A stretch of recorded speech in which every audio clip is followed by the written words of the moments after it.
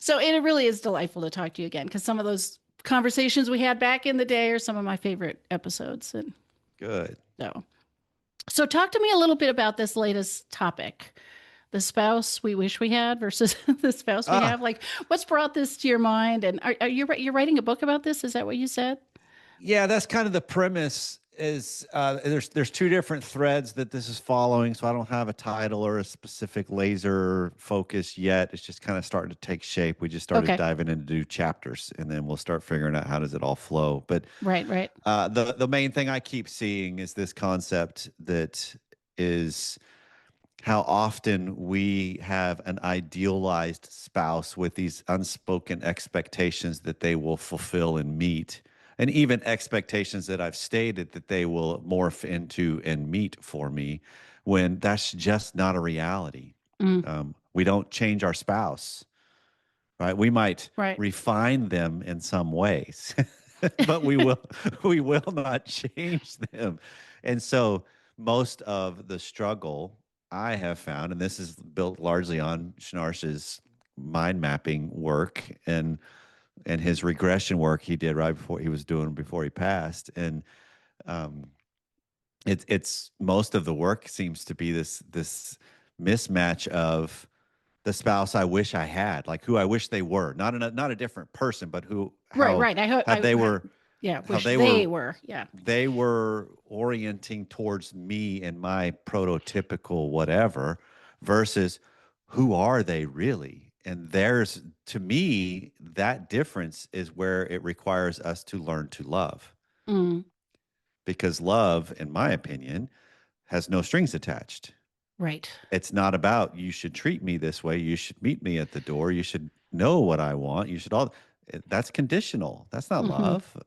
Yeah. so so it's kind of this framework of trying to paint a picture for people to realize all the work you have to do is on you.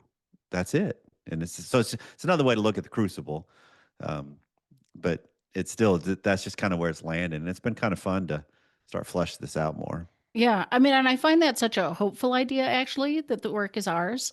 Yeah. Like because that means we can do it, right? If it's in the power of our spouse, like you've got to change, then Right. we have no power anyway. So Right. I'm curious how you see this over the life of a relationship. Like I'm thinking there's sort of different stages, or I don't know if you've thought about it this way. When we first meet somebody, maybe we're imagining them in a way that they aren't. And then as we're married longer or partnered longer, maybe we wish they were the way they were when we started, or you know what I mean? Like, Yeah, I don't know. There's two things that come to mind with that, Jessa. Is one, and I can't remember who has the phraseology of it's the when you first meet somebody, it's what is it? Love without knowledge, and then it's yeah, it's knowledge all without love, imagination. and then it's Okay. knowledge with love, right? So it's that kind of Uh, concept of there's the phases of because I it's all love, and I don't really know who this person is yet, and then I start knowing who they are, and the love can diminish. and then the goal is to grow into where there's love and knowledge. Like I know who they really are, and I'm learning to love. And so that framework works and fits. I've used the dating kind of mentality of when you first meet somebody, you just have met their marketing departments. That's it. You don't know who they are. And then when you go out on the second, third, fourth date, whatever that might be, then the sales office can take over a little bit.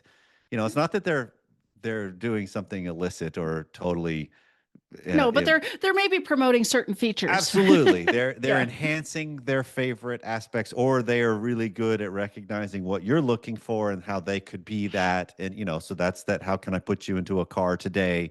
Mentality. Uh, and then as you keep going in the relationship and engagement comes along, and then marriage, then you're starting to meet middle management and who it is that's kind of making the day-to-day work in some ways. And then you get to where you start to meet the board and the CEO, but then you finally get into it and you meet the back office, which that's the people that do all the nitty-gritty to keep a company really running, right? And that's the parts we often aren't really confident in ourselves. We don't like some of these things in ourselves, of my overreactionary sense and my judgmental nature and my criticalness or whatever it is, right? But that's part of who we are. And so Hmm. I think if you look at that over the arc of a relationship, that fits the larger scale. But then when you start talking about the stages as we develop, we're constantly evolving too. There's parts of Right. me that aren't born yet because I'm just in my mid 50s. And so there'll be new things that I've like. I mean, I just picked up running in the last 5, 6 months, hated it, now love it. And I'm like, who am I? I have no Right. clue. And even my wife has said, "Who are you?" I don't know who Yeah. that is. And it's like, well, I didn't know this. I didn't know this either about me, right? And so I think it's constant. It's the constant evolution, right? That keeps working and requiring us to keep evolving and keep growing, keep challenging. Yeah, and I think, I think we hear it stated that our goal is to grow together, Yeah, and yet I think people really are challenged when yeah. all of a sudden you've got a new hobby or a new aspect or something's different or, there's a lot of pushback trying to keep the status quo, what we've gotten used to. Yeah, that's that comfort over the challenge, right? That I'd rather have the comfort, but then I realize if I have too much comfort, I don't like it. Right. It becomes very, very complacent, boredom, depression, apathy, all that mess can start creeping in. Yeah. So when you're talking to people, I mean, I'm sure this comes up in work with your clients all the time, right? Like, what are the kinds of things they're saying coming into like couples counseling, for instance, marriage counseling, saying that shows you they've got this idealized spouse? A lot of times it's the where I cue in fastest is when you hear this, but we've talked about this, Oh, right? say a little bit more. Okay. I've told you that I don't like it when you blah blah blah blah blah, right? I mean, here's the joke. This isn't in the book yet because I haven't written this part, but I will with my wife's permission. I'm assuming because it's something that's kind of we're pretty open books anyway. Um, she is the one that when we go out to eat, oftentimes she'll get the to go drink because we don't, tea, water, whatever it is, and she loves having that with the whatever the restaurant's ice is better than our home ice apparently. So Okay. so she comes home with her cup and it usually ends up on the island in the kitchen and then it'll be there the next morning, Right. right? Because she doesn't come back to it because I'm married to a woman that has the best intentions of, oh yeah, I'm going to finish that. I want to enjoy the ice or I'll finish the drink, I'll come back to it, and then she gets caught up in something else. And so it's this thing this between us that can be troublesome in some ways. If I'm not in a good spot, it's Mm, frustrating. If I'm in a good spot, it's a cute little quirk, right? But it's like, all right, so my idealized Pam would know, what are you doing? Put that away. Finish it and throw it away because right. that's the way I orient to my world. I do a lot more in just what makes me tick is put it away. Everything has its place. And sometimes they can go overboard. And then it's infuriating to her because Right. she's like, a little mess is okay. And I'm like, I hear what you're saying. I'm saying that as I'm shaking, right? And or something, right? But it's these things that it's like we know this about each other. Right. Right. And so why do I keep holding out hope that it's going to change when it's like what I really want it to? Because it's not who she is Yeah. and Yeah. that's okay. And so clients constantly, and then even just listening to friends, you'll hear these things that it's just the repetitive, and it's like, yeah, that's part of who they are. How do you learn to love them as they are, not as you wish they would be? Hmm. Because it seems like it'd be easier if they would just live life the way I would want them to. Well, yeah. Wouldn't life be simple if everybody behaved exactly like I want them Yeah, to? but would it really be simple and a good life then? Well, right. Simple, but would it be, yeah, surprising and enjoyable and all the Yeah, because things, then you got no pushback, you have no conflict, you have no tension, which that's where the good stuff actually happens, right? That's where there's a deeper um, connecting of us on a heart level, on a soul level, if you will. Even that's where eroticism. I mean, if you go Esther Perel's work, that's Mhm. where eroticism resides. Is the differences between us. Right. Right. Right. So before we follow that thread, because my brain's going like 10 different directions at the moment, what are your thoughts about where we even get this idea that people should just meet our expectations or make us happy? Where do Oh, we I even think. learn to expect an ideal spouse? Like your job is Well, to make me happy. okay. So some of this is the newer quote unquote concept of just how a marriage has evolved in society. Historically speaking, we used to get married because we needed it for survival. for the pooling of resources. We needed children to work Yeah. to survive, right? So it was a necessity Right. Or we in a needed lot of ways. alliances or whatever. Yeah. Yeah. Right, because if you go way, way back, it was to join families to have power, to Right. live, to whatever. And so after the Romanticism movement, and you keep coming closer to today's day and age, now all of a sudden it became more of a choice, which has good things. I'm not knocking. Right. This is just history, right? Not trying to place judgment on anything. Um, but now all of a sudden, because we basically, in large part, as humans, live in a much more comfortable environment, I have freedom and choice to do things. I don't have to work as hard as it once was to survive. I Hmm. still have to work to survive. And there's a lot of people that are working really hard to do so because it's just cost of living, cost of goods, everything, Right. right?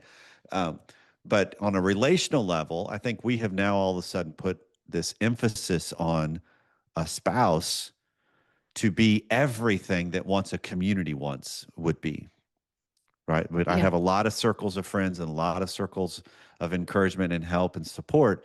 And then I had my family and my spouse. Now it's all of a sudden like, no, no, you've got to be all that.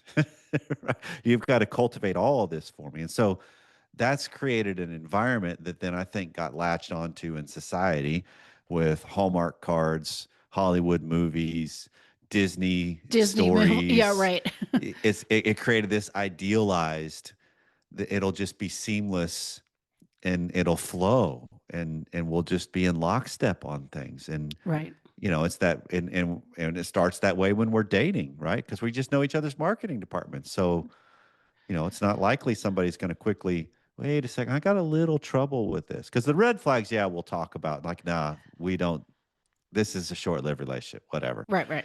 But when you get into it, it's like it's a little concerning when I hear you talk to your friends. I don't. That kind of rubs me the wrong way. That's a little harder to say at the very Right. beginning, Right. but it's still an issue. And so it's just realizing as it evolves, we just have this. I think it's a preconceived this will be easy. They'll just know. I actually had this Yeah. conversation with my 20-year-old. She was like, "Yeah, what do you think about this, Dad?" And there was some phrase with uh, all of her college girls that are all engaged in that process now of dating, engaging, and getting married. She's like, "Well, if he knows, he'll know," or something like that is the Yeah. phrase. Yeah. And Yeah. I just started laughing, right? Yeah. And I'm like, "Oh, sure, that's gonna work well, right?" I'm like, "Well, if he knows you like it, then he'll do it." I'm like, "No, he Right. won't. Neither would you, because that's just the way we are as people." Yeah. Well, and of course, it's hitting me. This applies in sex so much too. People think, oh, especially if it's easy in the beginning, it'll always be like this, and you should just know, and we shouldn't have to talk about it, and there shouldn't be any issues with libido mismatch or Right. whatever is going to happen Right. down the road, right? Like we're sitting pretty with this. I found the right person, and then when it shifts, it's such a struggle for people. Absolutely, because what you'll want it exactly the way and how and when I do. Yeah. And it'll mean the exact same thing. Man, we enjoy this so much. Why would you not want to do this all the time? Like, well, Right. because I don't doesn't mean the same thing to me as it does to you. And Right. Right. now you start getting deeper into the weeds of meanings. And that's where all of the desired differences and struggles show up most of the Yeah. time, is it's always meanings. It's not the things. Right. Yeah, and the things that change with age and time together and everything else, right? Like we continue to evolve and grow and shift and, you know, have challenges as well as Yeah, because as soon growth. as you start figuring out, particularly like on the sex side of things, as soon as you start figuring things out, age comes in, and it's like, wait, now things didn't work like they used to, but they still Exactly. work some, but it's just different. It takes Right. longer, lubrication's less, erection's not as hard. There's a lot of different things. Like, okay, well, does that mean I'm broken? No. That- Yeah, or does it mean I'm with the wrong person? Like our right, relationship has, come to its end or something because we've right, had this change and challenge. right. Yeah. Rather than no, that just means you're aging. Yeah. That means that you're evolving, and now how do you confront that challenge? Because it's a chance to have something born in you that takes you to a completely different level than you've had before. Yeah. So speak to that a little bit. What is this opportunity we have to look at ourselves instead of wishing our partner was different or wishing our sex life was the way it used to be or whatever this wishing is. What do we get to do instead? And why is that so wonderful? Well, I think it's because, like you said earlier, of it's actually the most empowering thing we have. Of it's I can control what I can control. Well, I think Schnarr's phrase from way back that I heard was, "Whatever I'm 100% responsible for, I'm 100% responsible for it. And if I'm not 100% responsible for it, then I'm not at all responsible for it." Mm, Right? And so, if you think about it, that starts and ends with me. I'm 100% responsible for me, and that's it. So if I start realizing, okay, so there's something going on in my marriage where I feel like I'm being dismissed, a desire I have. I mean, this email just came in, so I'm getting ready for a show that we'll talk about this in the next week or two on Sex and Marriage Radio, where um, he wants to extend foreplay because it's an enjoyable experience for him. She only wants penile vaginal intercourse. Soon as he's erect and she's a little more engorged and and engaged, and Gus has the desire. They're younger, so they don't need a long ramp right. necessarily for the way it's described to me in the email. But then she wants to go straight to penile vaginal, and I don't want to do this, right? And so he's going to be, in the way he words the email, even the prototypical. How do I get her to understand? Blah blah blah blah blah. And it's like, okay, I understand the goal and the desire for it. Hmm. But even if she understands, hey, I really want to slow this down, it requires more of her to do so. So why would she not want to, at face value, do it the way she wants to do it? Just like you're fighting about doing it the way you want to do it. That's the nature of this dilemma that happens in every aspect of every marriage, Hmm. right? Every topic we have it. So I can continually be frustrated that I can't get my spouse on board, or I can reorient to how I'm approaching this and challenge myself differently to show up and see where it goes. Because then I'm actually facing the problem better, or we use the terminology cleaner. I'm facing it from a more clean stance because I don't make problems go away. I just have to face them. Mm. And then we see, can we collaborate through them? Or are these gridlock issues that we're going to just face, right? That we don't necessarily solve. We just orient towards better to collaborate, to confront better, and figure out ways to deal with it. So where's the difference? Again, my head's going five different ways between like resigning yourself to something versus accepting something about your spouse, like believing the cups on the counter, versus wait, this is still a problem we have to work together to change. Like I don't want to just give up my desire for foreplay just because your way is different, you know? I think then it comes down to I use the terminology of it's 100% free choice, right? That I know there's tension about you honey love penile vaginal intercourse, and I do too, right? I want to do other things before or maybe even after, Hmm. right? So okay, and that's new, so that stretches the situation for her and what she thinks she's capable of, or how she views herself, or because there's a lot of other things we don't know that's Hmm. going on with her, right? So Right. that's the beauty of only hearing from one side. is Yes. That's is we why don't I know only the work with couples because I we want don't to. we don't know the whole story yet, exactly. And Right.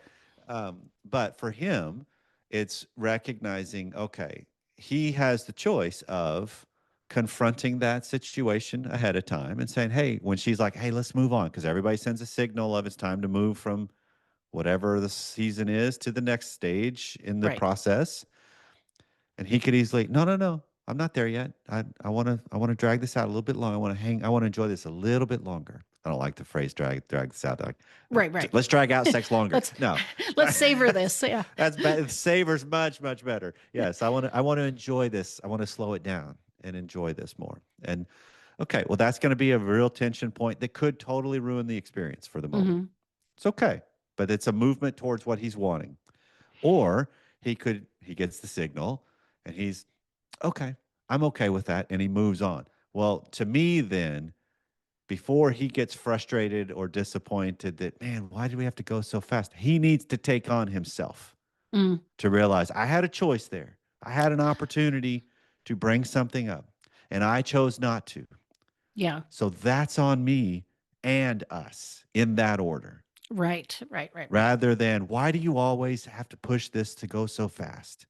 Which that's confronting something you have no control over and maybe at minimum a little bit of influence on. Yeah.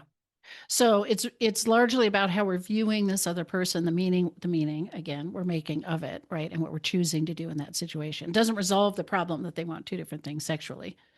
But Right. at least we can And think, wait, they know they should just do it my way. Or what's wrong with well, and them? my hunch is going to be with this couple as with most every single married couple, every single spouse has a dilemma in some way, shape, or form when it comes to the sex that they're having with their spouse on we don't want the same thing. Hmm. Yeah. But that's okay. There's Yeah. room for both of us, and I can sometimes say, yeah, I'm on board with what you want on this one. Absolutely. And then sometimes, no, I don't really want to do that one, but I'm good with this. And that's the beauty and the elegance of sex is I have a lot of room, hopefully, and bandwidth for a repertoire that isn't so locked in on no, no, this is the only way. Yeah. So I like this idea that it's not that this is being done to us. We're not the victim in this situation. We're not Right. powerless. We actually have a choice in each of these moments, and Right. that Well, that's choice is where about how we're going to show up. yeah, Pam. On an aside note, my wife Pam. One of the weekends prior, I had a long run in this. I'm training for a half marathon since I just took up running. I was like, if I'm going to do this, let's do this all the way and make it a challenge Or where at you least could fail. halfway. Well, halfway. Well, but there's ultras. I mean, you could go even Right, further right, too. right. I'm noticing in this whole world, like, holy cow, I don't know how far I want to go with this, but I'm going to put it out there just to see. Maybe I Yeah. fail. It's okay. I learned something. That's kind of the mantra I've been living in for the last several years. And so I wake up one day and I'm a little off and frustrated. And she's like, "What's wrong?" It's like, it's a long run today. It's like 5 miles, and this is early on in the process. And I love my wife most of the time and the way she's blunt. And she's like, "You chose this," and I'm like, "I hear you. You're absolutely right. Yeah. I'm bringing this on myself. Yeah. I get it." And so basically, what she's saying is handle it like a man, handle it like a full grown person. And if you don't want to do it, don't do it. It's okay. That's on you, right? But we can get so caught up in, I can be mopey, pouty, frustrated, and I make other people have to deal with that over something I've chosen Yeah. Yeah. rather than how do I face me and realize, nah, this is a growth opportunity for me. Either way I go, because it could just be, yeah, I'm not feeling it today. I'm not running. It's okay. Own it and face it and then do what's next. Yeah. So when it comes to the cup on the counter example, I mean, you are also facing a choice each time, right? Uh To huh. see it as her idiosyncrasy and is this kind of cute, or speak up about it, right? Yep. Or I guess you could choose Yep. to be mopey and pouty, right? Either. Oh yeah. Or so now there's times where it's playful. Like we'll be walking in the door. I'm like, "Hey, I cleared a spot for you." And it's just kind of she's like, "Oh, thanks," and then we're kind of just laughing about it, whatever. I mean, this is a minor thing because I Right, realize a right, lot of right. couples, we have big ones that Yeah. are real troublesome. Of like, seriously, you can't tell me the truth about the money you're spending, and it's regularly happening. Yeah. Now that requires more of us to have to face that and really confront that better from ourselves and our stances as opposed to a cut. But it's the same fundamental thing, Right. right? And it's just minor because a lot of times fortunately, where it usually lands up is right above where the trash can drawer is. So it's very easy for me just to open that drawer, slide it in, and move on with my moment. It's simple, but it's just kind of realizing, all right, it's just how is there room? This is the one of my mantras that I love is how is there room for both of us, the Hmm. entirety of us, Right. right? My idiosyncrasies, I want room for those that they're not constantly trying to be refined or pushed out by her. Sometimes they need to be smoothed, absolutely. Yeah. But they don't necessarily need to go away just for her comfort, nor mine Yeah. towards nor me with her, right? It's like, yeah, how's there room for both of us? Because that's what I really want. That's a real life on life terms relationship to me. Right. Right. And I love the framing this as a choice to love. I mean, I've always thought Yeah. of love as a verb, right? Not a feeling. Yep. And so the way we interpret things affects how we feel about it. So if I interpret this as, oh, me being okay and laughing at your cup on the counter is a choice to love you, Yep. that feels better than Yeah. I've just given up on this, or no matter what I do, you're not going to change. Or the judgmental thing, gosh, she's so lazy. She can't even, she's so Yeah, forgetful. She can't even, all these kinds of all those things. And things it's like, feel so bad. Even as you're just saying it, it's like, oh, that doesn't, absolutely. It's like, yeah. it's attacking, it's demanding, it's demeaning. And it's like, oh, like I'm not uh, something similar in her view at times. Like I don't have enough ammo I have given that can be used against me Right, right, right. at certain times. Absolutely, those things are there. And so it really comes down to how do I be better at realizing my spouse has ammo on me just like I do on them. So loving is not using that, Yeah. actually. Yeah. And I love your point too, that the richness, the differences between us are where the delight is, not just the Yeah. eroticism, like the sexual Yeah. stuff, but even the growth or the surprise or the life is unpredictable, or, the Yeah. aliveness is there because of that.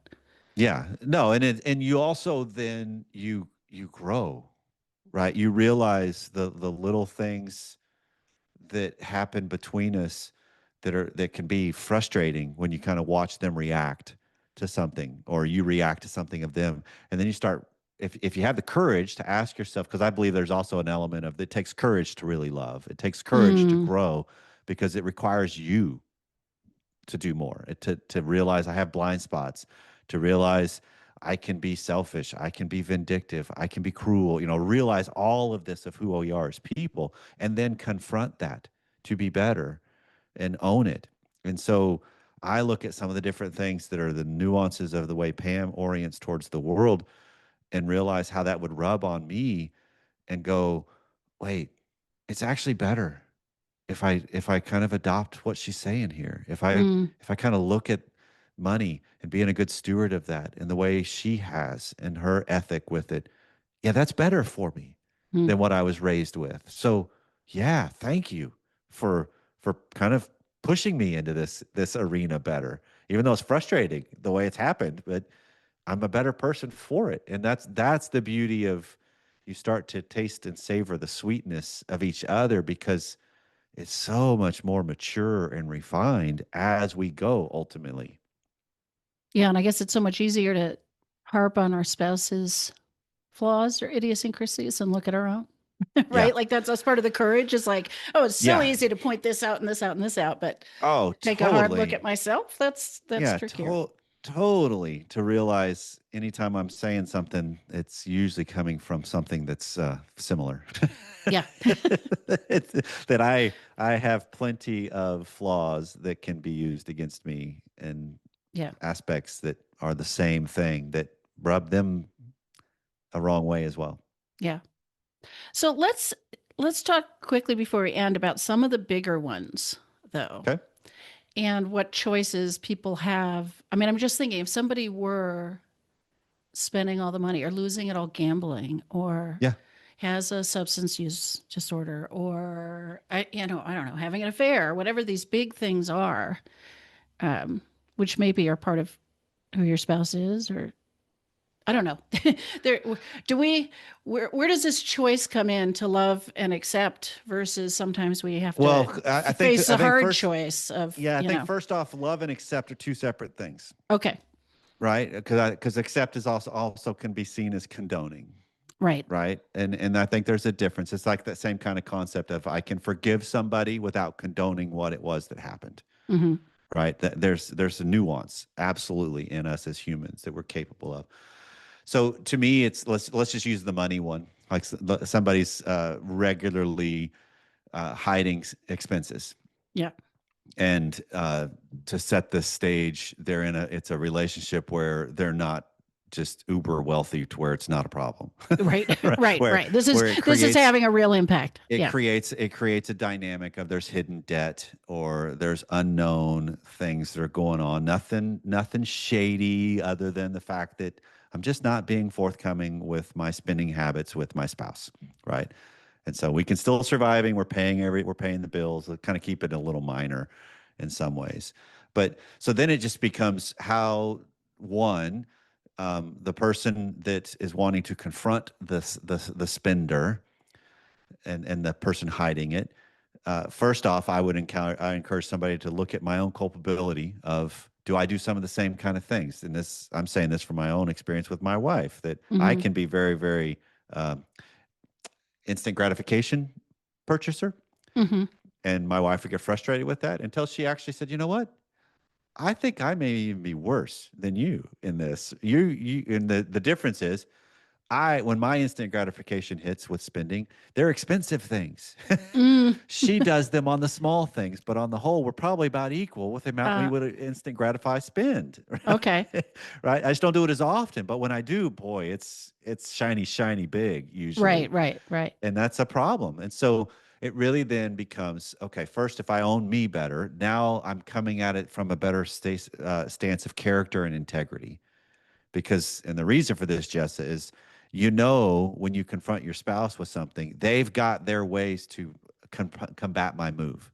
Right, And a lot of times it can be, yeah, but you, blah, blah, blah, blah, blah. right. And so if I've already done a little soul searching of what do I do that either is similar, or how I have never addressed this before, even though it's been a problem. If Yeah. I can come, why is this now? Yeah, it's been on me to know. I haven't had the courage to bring this up until now. Yeah, You're right. I yeah, haven't. I've let it go. Now right. I've kind of I'm adjusting to the moves better, rather Well, say than it's now. not even just about their moves, it's about your own integrity, like, Absolutely. yeah, And but that's the difference, is because oftentimes we get so rattled. Now all of a sudden I become defensive. I start explaining, or I attack back, right, right. rather than, no, no, no. It's a problem to me that month after month there's these expenses that are happening and I'm unaware. And that's not a collaborative marriage. And Right. I don't want to collaborate, or I don't want to be collusive in that kind of a dynamic anymore. Yeah. And so you're basically just kind of bringing it out in the open. And then you have to constantly make the moves that allow for you to have the control over whatever it is you say you're wanting to do. I mean, the other example would be if you're with a spouse that drinks, right? And so it's like, I'm not okay with drunkenness on the weekdays. Maybe the weekends are a different thing because maybe you both go out and have a good time, but on the weekdays, no. And so if you come home drunk on a weekday, I'm going to sleep in the guest room. Mhm. And that's the move. That's all you got to do, because you're just starting to say, this is a problem for me. And I'm not saying you have to stop, but it is going to change our relationship if you don't.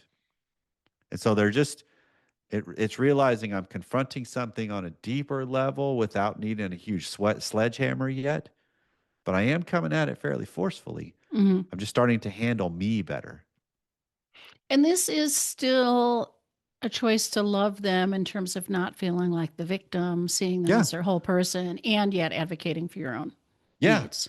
Yeah. And Yeah. it's realizing I've got some things that I'm confronting in you that you don't have to change. Right? Because how often do we really overreact with it? Well, you constantly blah blah blah. You can't blah blah blah. And it's like, that's not empowering at all. Right. Right. Right. But if I come at it with, it's real troublesome with, or it's real scary when, those kinds of things of like, and these are things I realize I've been doing it too. And I don't want to do it that way anymore. Yeah. And I suppose, I mean, I know some of these situations end up where people end up making a choice to leave the relationship, Sure. because it doesn't change, or, And I mean, that's ultimately, ultimately the last choice they yep. have is I'm And not. ultimately, it might mean I leave for a short time, a longer time, or a forever time in that Right. relationship. But if you think about it, any kind of interjection of what I want in my relationship has a possibility of resulting in that. Yes. you know, even about leaving a cup on a counter, Right. right? Right. It could go, you are so controlling, and now it's like she's going to dig her heels in. Well, we've got a huge issue ultimately it could culminate into. Well, Well, this circles back to one of my favorite things I ever heard David say, which is you only get as good a relationship as you're willing to lose. yeah, Because there is a risk if you yeah, really do that for absolutely. yourself. But Absolutely. yeah, Because anytime I make these kinds of moves where I'm bringing myself forward, the other side of that coin is I'm also having an opportunity to learn more of who I am and who they could be. Yeah. I mean, we use the example for Pam and I. We've been married for 32 years as we're sitting here recording this, and we are on chapter 6 of marriage. I mean, if I'm Mm. shock value teaching, I'll say, well, we've been married 6 times Yeah. to each other, right? Yeah. Because we have 6 marriages, and they are demonstratively different, and it's because we are different on all the different stages. And I can give you the exact I was going to experiences say that that changed sounds them. like very specific chapters, It not just is. like, I yeah. mean, and some of them are surrounding, kids, right? When you pre-kid, post-kid, now Right. empty nest. That's why chapter 6 is new, because we're 3 months into empty nest. So it's a completely different stage on the feel of it. But we're different people than we were in chapter 1, 2, and 3, for Yeah. sure. Yeah. All right. So tell people where they can listen to you, find you, reach out. So we do a podcast, Sexy Marriage Radio. New episodes come out every Monday. Wow, I've only been doing this for almost 14 years. Every every Wednesday. Whatever day, um, yeah, every Wednesdays, new episodes. My wife is my co-host. We dive into just topics to help, like what we're talking about here, of just how to help couples find vibrant lives, connections, sex, what have you. Yeah. And then smr.fm is our website, or just Google Sexy Marriage Radio. You'll find us. That's the only place we land, is there. Everything we have that happens there. Coaching, counseling that I offer, you can find there. Perfect. First book's already out. It's there. The second one will be in sometimes 2026 is when it'll most likely come out. What's your first book? Naked Marriage. Ah, okay. So discovering who you are and who you can be together. And so it's kind of talking about the same concept of how marriage is a mirror and Yeah. requires us to get naked, metaphorically speaking, with Right. and it exposes us. And so yeah, so everything you can find is there, and we're pretty responsive. If you reach out, we usually will respond back pretty quickly. Great. Well, thank you so much. Yeah, it was great to connect with you again.